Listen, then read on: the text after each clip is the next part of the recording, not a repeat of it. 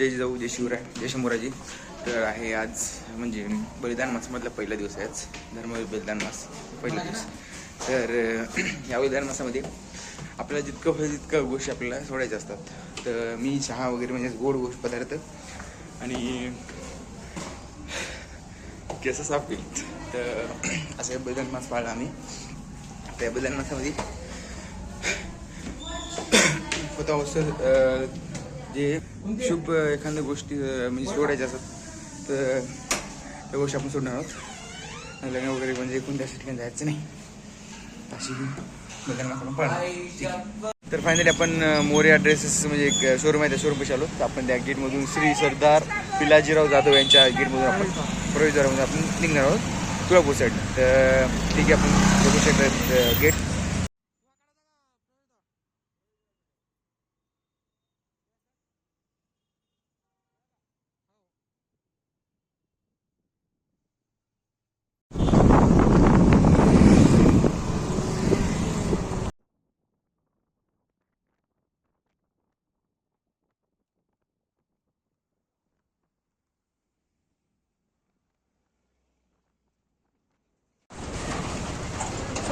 मर्टर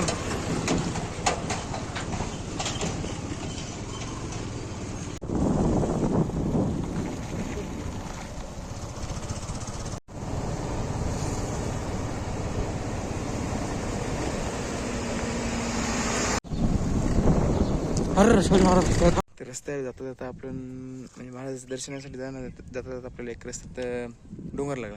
त्या ठिकाणी डोंगर होता तर ते आता मायनिंगच्या कामामुळे सगळं डोंगराचं म्हणजे डोंगर काय राहिलंच नाही आता. ते म्हणजे राहिलं ते फक्त थोडीशी फार दगडच बस, थोडंफार ते नाही. तर या विषयावर फक्त आपण बोलू शकतो जेणेकरून की आपण हे डोंगर फोडू नये, कारण की समोर जाऊन हेच सर्व काही देणार आहे. कारण की जितके झाडं होते वरती ते सुद्धा पाडले आणि त्याची मायनिंग वगैरे केलेली आहे.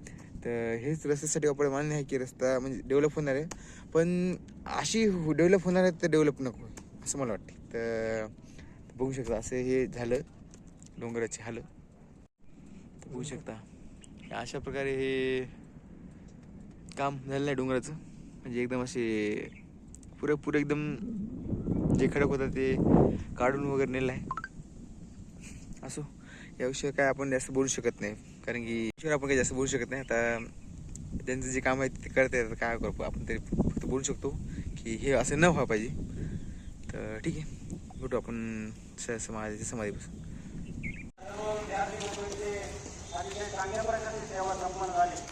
तर फायनली आपण छत्रपती संभाजी महाराजांच्या समाधीच्या पोचलो.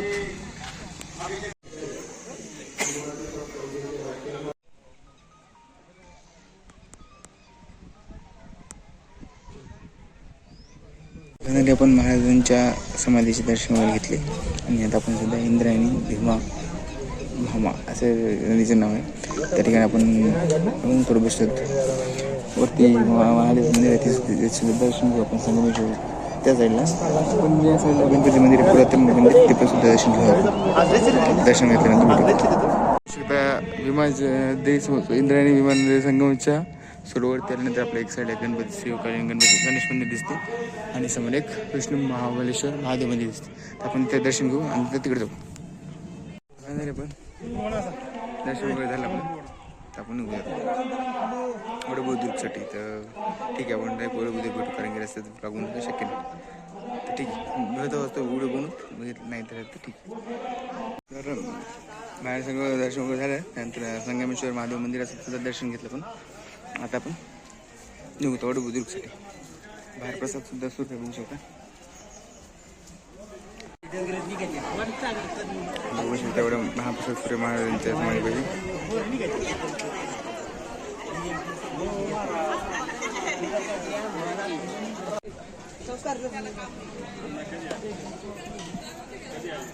तर झालं आपल्या सगळ्या गोष्टी. तर ते जेवणाचे जे कार्यक्रम होता ते इथे सप्ताह होता, ते सप्त्याचं जेवायचं होतं. असं काही म्हणजे बलिदान मासाबद्दल काही जेवायचं वगैरे काही नव्हतंच काही. ते सप्त्याच जेवाय होतं. लास्ट भंडाऱ्याचा दिवस होता वाटते होते त्या दिवशीचं जेवाय होतं. तर अशा प्रकारे ठीक आहे, आता वडबुद्रुक जाऊ तिकडे जाऊन बोलून भेटू.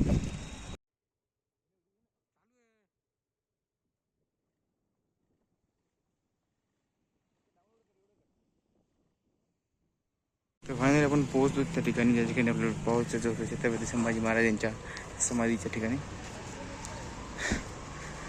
त्या ठिकाणी दर्शनाची वेळ दिली आहे 6 ते 6:30 संध्याकाळी 6:30पर्यंत अशी. आपण या ठिकाणी चप्पल वगैरे सोडूत. माणूस म्हणलं तिथून का आम्ही कुठं काढ लागलो कल्याण गेलो आम्ही मॅप केलं सुद्धा पण हे कन्फर्म करून आपल्याला. छत्रपती संभाजी महाराजांनी रामसिंहात लिहिलेले पत्र.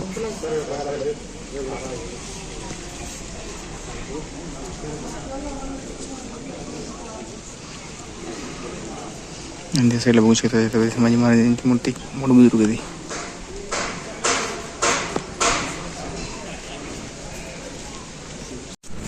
तो वडबुद्रुक असतं छत्रपती संभाजी महाराज यांची समाधी.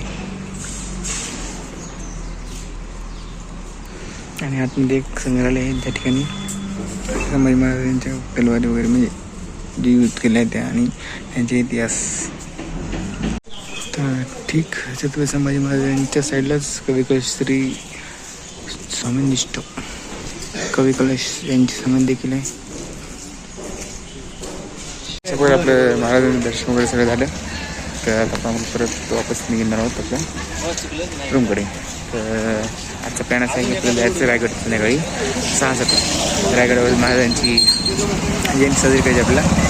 तर त्याआधी आपण घरी जाऊ आता. आणि हा ब्लॉग इथे संपता कारण की रायगडचा ब्लॉग त्यानंतर येईल.